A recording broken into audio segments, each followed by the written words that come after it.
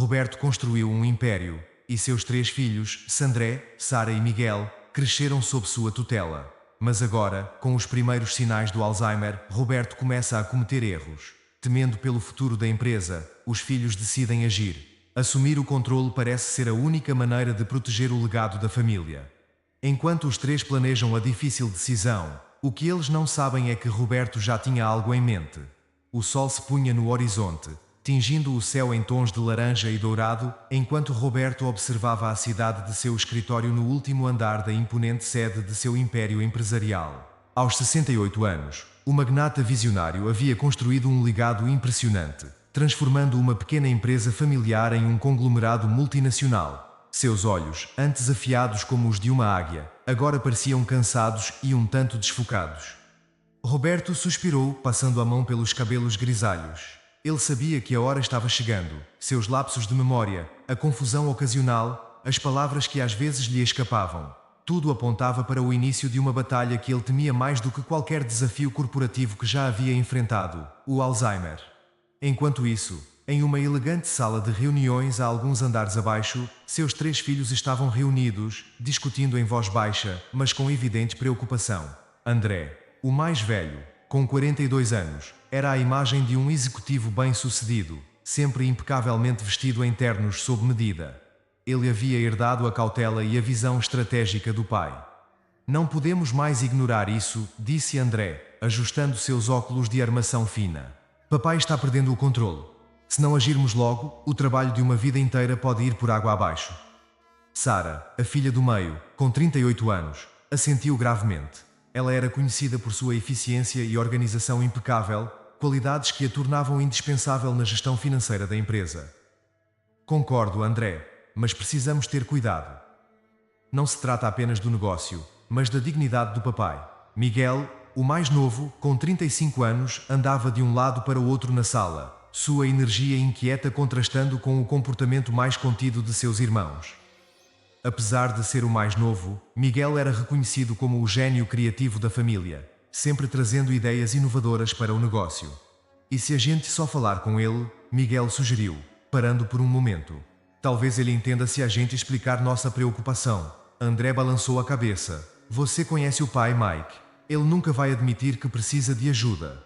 Temos que agir antes que seja tarde demais. Os três irmãos se entreolharam, o peso da decisão pairando sobre eles como uma nuvem pesada. Eles amavam o pai e respeitavam tudo o que ele havia construído, mas o medo de ver esse legado ruir era mais forte do que qualquer hesitação. Então está decidido, disse Sara, com a voz firme, mas com um tom de tristeza. Nós vamos assumir o controle da empresa para o bem de todos, inclusive do pai. Enquanto as crianças conspiravam, sem saber que suas intenções, embora bem intencionadas, se estavam prestes a desencadear uma série de eventos inesperados, Roberto estava em seu escritório, perdido em pensamentos. Ele olhou para uma foto emoldurada em sua mesa, uma imagem de tempos mais felizes com sua falecida esposa e seus três filhos, ainda jovens. Um sorriso melancólico apareceu em seus lábios. Ah, Margarida, ele murmurou para a foto de sua esposa.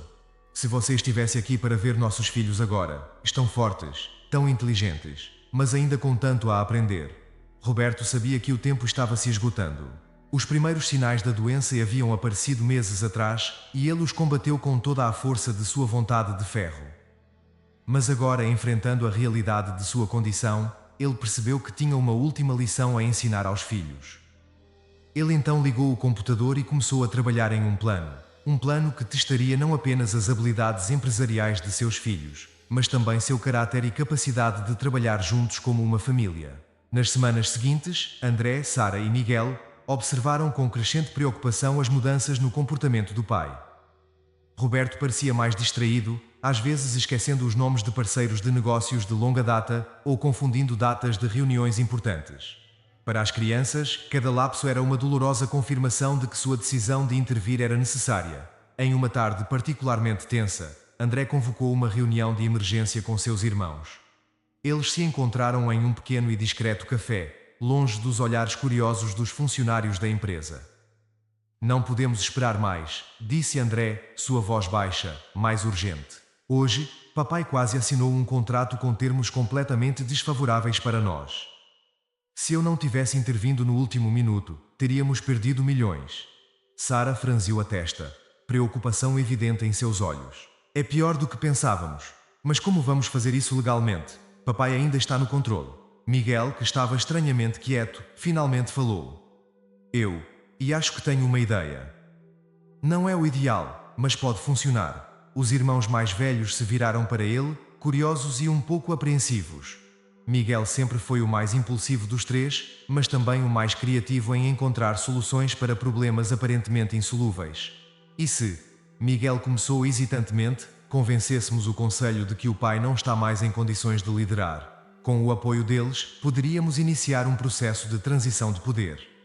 Um silêncio pesado caiu sobre a mesa. O que Miguel estava propondo era essencialmente um golpe corporativo contra o próprio pai. A ideia deixou um gosto amargo na boca de todos, mas a alternativa, se assistir impotente enquanto o pai destruía involuntariamente tudo o que havia construído, parecia ainda pior. Não gosto disso, disse Sara após um longo momento, mas não vejo outra maneira. André, o irmão mais velho, fechou os olhos por um momento como se o peso do mundo tivesse caído sobre seus ombros. Quando os abriu novamente, havia uma determinação sombria em seu olhar. Vamos fazer isso, disse ele, pelo bem da empresa e pelo bem do papai. Mas precisamos ser rápidos e discretos. Nos dias que se seguiram, os irmãos colocaram seu plano em ação. André usou sua influência para agendar uma reunião extraordinária do conselho. Sara preparou uma apresentação detalhada, documentando cuidadosamente cada instância do comportamento errático de Roberto. Miguel, enquanto isso, trabalhava nos bastidores, sondando os principais membros do conselho para garantir seu apoio. O dia da reunião chegou, carregado de tensão e expectativa. Roberto, surpreendentemente, não compareceu, alegando um compromisso urgente fora da cidade. Isso, os irmãos pensaram, só tornou as coisas mais fáceis. André apresentou o caso eloquentemente, sua voz revelando apenas um leve tremor ao falar das dificuldades do pai. Sara forneceu dados e projeções, pintando um quadro sombrio do futuro da empresa se nada fosse feito. Miguel, com seu carisma natural, respondeu às perguntas e preocupações dos membros do conselho, assegurando-lhes que a transição seria tranquila e os interesses de todos seriam protegidos. Após horas de discussão acalorada, o conselho finalmente chegou a uma decisão. Com o coração pesado, eles votaram a favor da transição de poder. André seria nomeado CEO interino, com Sara e Miguel assumindo papéis importantes na gestão. Quando a reunião terminou, os irmãos se viram sozinhos na sala de conferências, uma mistura de alívio e culpa em seus rostos. Conseguimos, disse André, sua voz mais exausta do que triunfante. Sara sentiu, incapaz de encontrar palavras.